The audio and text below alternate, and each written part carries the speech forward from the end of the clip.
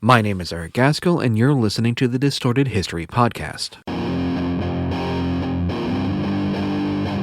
To speak the truth, the whole truth, frankly and boldly. I can give you merry tales and joyous laughter. Shameless, unreasoning, unjustified terror. A long struggle for freedom. It really is a revolution. I've been wanting to re-record some of these earlier episodes for some time, now that I have a bit more of a clue what it is I'm doing. And if I'm going to do this, it's simply logical then to start at the beginning. It just makes sense to redo this particular episode, as it's the first and it's also the one that I was least happy with in terms of recording quality, as again I had no idea what I was doing. Plus, some recent news makes the story feel even more relevant. As far as sources go, I was still figuring that bit out too. So instead of the multiple books that go into episodes nowadays, this involved the use of just a myriad of websites. I did, however, make use of two books from the early 1900s, Charles A. Siringo's Two Evil Isms, Pinkertonism and Anarchism, and Morris Friedman's The Pinkerton Labor Spy.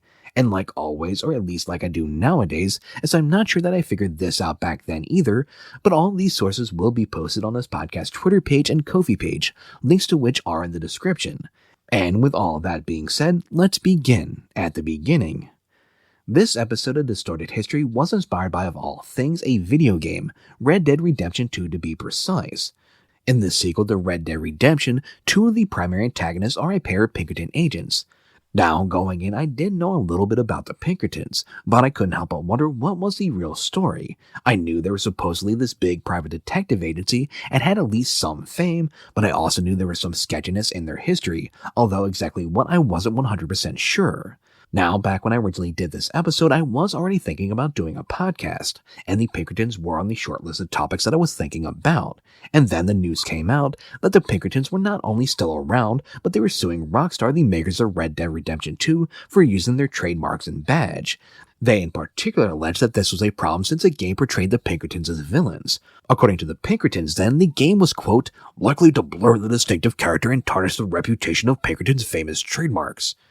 Rockstar responded by claiming that their game was an historically accurate representation of the West in the late 1800s, and the Pinkerton Agency and its agents are a part of that historic recreation. Basically, at that point, I had no choice but to choose them as my first topic. Little did I know at the time that this would send me down rabbit hole after rabbit hole, which would lead me to another bunch of rabbit holes. What I ultimately got was a story of detectives, murder, strikes, and spies. It's a story about money and lies. A story that spans the American Civil War and American labor wars. A story that I ultimately feel can be seen as a warning from the past about today. For those among you who are unfamiliar with the game, in Red Dead Redemption 2 your character is Arthur Morgan, a member of the Dutch Van der Linde gang. They are a group of criminals who see themselves as more of a family than a gang, and who espouse to have a higher ideal or code, like robbing from the rich, and resent the encroachment of civilization, specifically government and corporate interference from the East on the formerly Wild West that threatens their freer way of life. While on the run from a robbery gone wrong, the gang robs a train owned by Leviticus Cornwall, a rich businessman who is a railroad tycoon, oil baron, and industrialist. It is this crime which sets Cornwall's sights upon the gang, and by extension, thanks to his vast wealth, the attention of the Pinkertons.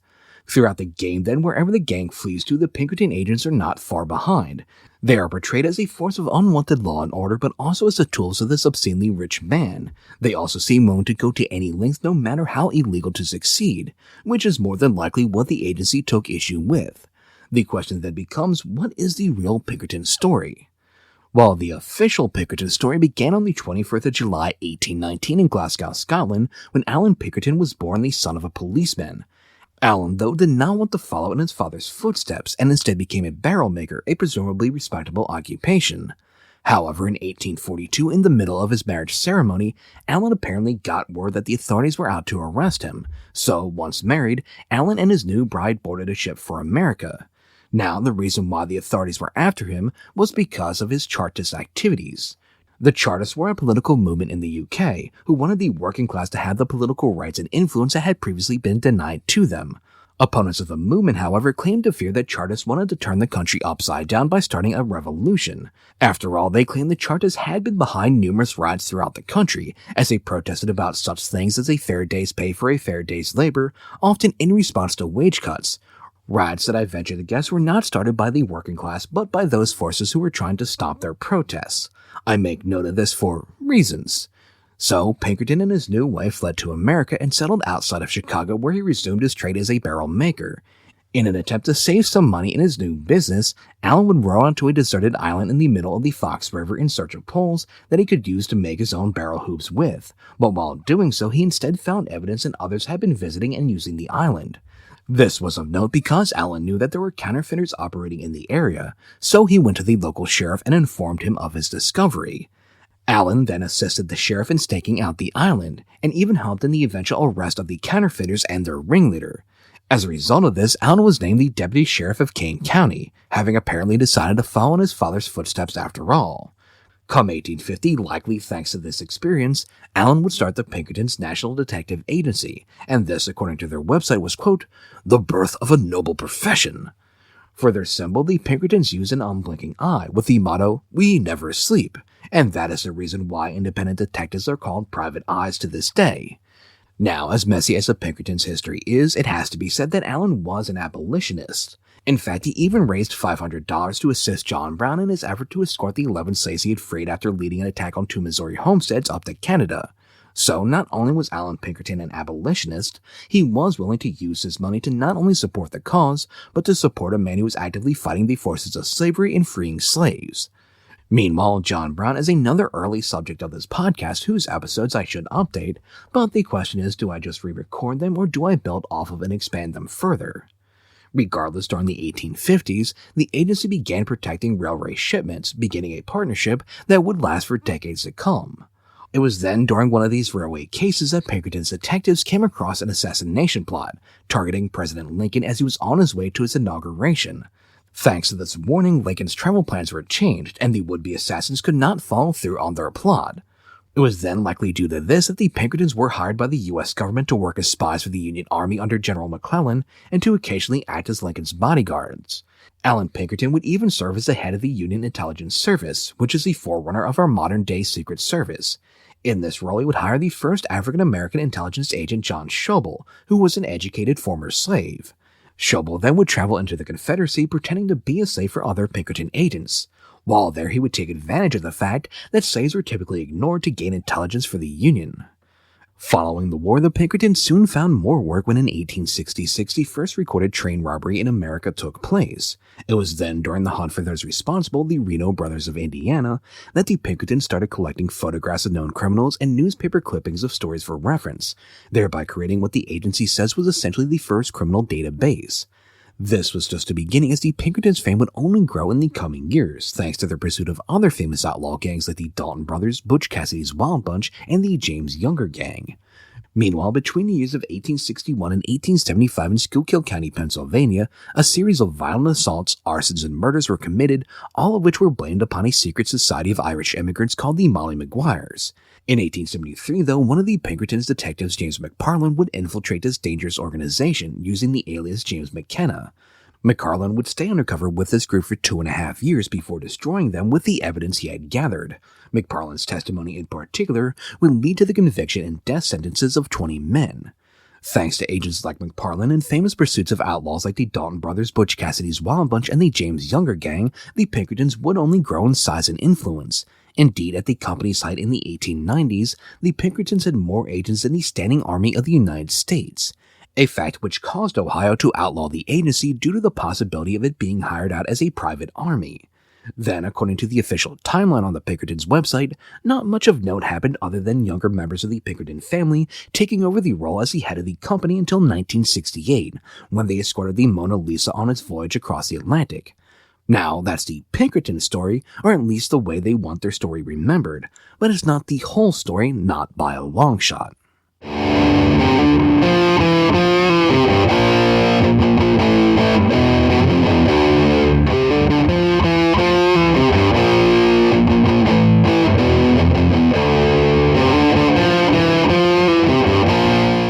As we dig into the real story of the Pinkertons, let's first touch on their crime-fighting exploits. Yes, they did make quite the name for themselves taking down the aforementioned gangs, which is a real accomplishment that cannot be taken away from them. You see, since there was no such thing as the FBI at the time, the Pinkertons were uniquely positioned and uniquely powerful enough to take on such tasks. But again, that's not the whole story, because when it came to the James gang at least, things went wrong. Alan Pinkerton, who you'll remember was an abolitionist back in the day, had a particular problem with the James gang who espoused the Confederate cause, writing of them, quote, "There is no use talking, they must die." This was the attitude of his men when in January 1875 a group of Pinkertons and locals launched a raid on the James farm. During this raid, things apparently did not go as planned when an incendiary device was tossed into the farmhouse, although I'm not sure what they thought the good outcome of tossing an incendiary device was going to look like. Regardless of their intentions, when the device exploded, it wounded Frank and Jesse James' mother Zerelda and killed their 8-year-old half-brother Archie. As a result of this, public opinion turned against the agency in favor of the James gang. The resulting negative publicity probably helped to push the agency to pursue other forms of revenue, ones that we will talk about in depth even though the agency themselves don't reference them in their own history. Now, my primary means of looking behind the curtain of the Pinkerton Agency was through the two aforementioned books from the early 1900s, which were actually written by former Pinkerton employees, Charles Siringo, who was an agent, and Morris Freeman, who was McParland's stenographer. To start with, Siringo reveals that even though it's called the Pinkerton Detective Agency, they didn't actually hire detectives to work for them. In fact, according to Siringo, if you were a famous or highly successful detective from a big city, thinking you could get a bigger payday by working for the Pinkertons, the best you would get would be, yeah, we're not hiring at those positions right now, but if you leave your resume, maybe we'll get back to you. And they never actually get back to you because who they were actually hiring were salesmen. The Pinkertons, you see, would advertise not for agents or detectives, but for salesmen, and then hire those who seemed to be clever and motivated. The thing was, we're not hiring them to be a salesman, but to be one of their operatives. In addition to not hiring actual detectives, it also sounds like if the client could afford it, there wasn't much that the Pinkertons wouldn't do. Siringo wrote of at least 3 incidents where he was personally aware of the agency tampering with juries, including one where they were outbid by the other side and the jury sided against them. But even in that case, he wasn't sure that they hadn't been working for both sides, because that wasn't unheard of in his experience. And if they weren't above jury tampering, they certainly weren't above rigging elections. A Mr. Walcott of Colorado, for example, was running for the U.S. Senate, and he had some allies that he wanted elected to the state legislature, and since he was wealthy, he was able to afford the Pinkertons to assist in this endeavor. Siringo then tells of how he and other Pinkertons gathered up men from saloons, gave them pre-filled in ballots, drove them to the polling place at nearby hotels, and after observing that they voted and made no changes to their ballots, gave the men $200. He also told of how many of these men would run off to another precinct to collect another $200 for their vote. Now, so far the Pinkertons' crimes have consisted primarily of buying off juries and voters to get their rich clients what they wanted, but that's not to say they were above using violence to get their way. Far from it. Siringo, for example, tells of a time where he observed 2 Pinkerton operatives beating a man to make him confess to a robbery that they themselves had committed. So they were not above forcing false confessions, which is surely something I won't be talking about again later. The Pinkertons also weren't above a little witness intimidation. In another Siringo stories, he tells of how a wealthy merchant was caught with a married woman by her husband, who was determined to take this matter to court because that was the thing you could do back then. Well, the merchant didn't want this to happen because it would become a scandal, so he hired the Pinkertons to help him. Their genius plan apparently was that they would have one of their young, strong, athletic operatives jump the aggrieved husband in a dark alley one night, knocking him out with a lead pipe, at which point the operative would turn out his pocket so it would look like a robbery. Despite this, the Pinkertons figured that the husband would put 2 and a knock in the head with a pipe together and decide to keep the matter out of the courts. Now, according to Siringo, he protested against this idea, because hitting a guy in the head with a pipe could, kill him. So they abandoned that plan and instead just hired a street tough to rough him up instead. So, just to be clear, their plan was still to attack the man in a dark alley, just this time using fists instead of a pipe. So, real tactical geniuses here. The only problem was Mr. Williams, the angry husband in question, was quite the fighter in his own right. So when the street tough they hired tried to attack him one night, the hired thug was the one who took the beating at the hands of Mr. Williams, while the actual Pinkerton agent assigned to watch did so from across the street enjoying the show because he apparently wasn't much of a fan of the plan himself. Still, the Pinkertons and the wealthy merchant got what they wanted, as Mr. Williams quite rightly figured that the court case he wanted to file against the rich merchant and the Sun Alley attack were connected. So at this point we have jury tampering, rigging elections, forcing false confessions, and witness intimidation through back alley assault by the Pinkertons. But not only that, according to